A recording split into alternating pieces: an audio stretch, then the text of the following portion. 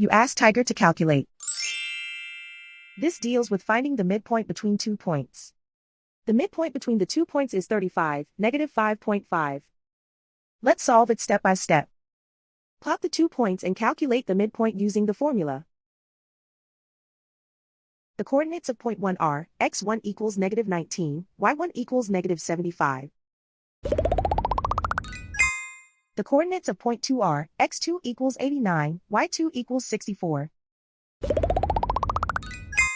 PM represents the midpoint of the 2 points.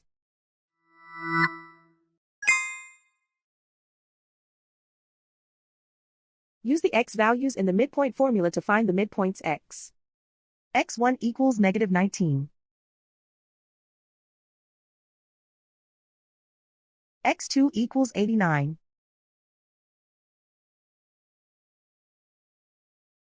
Simplify the arithmetic.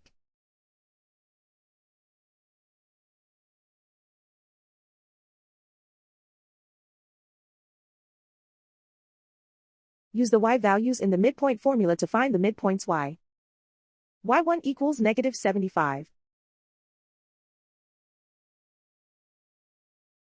y2 equals 64. Simplify the arithmetic.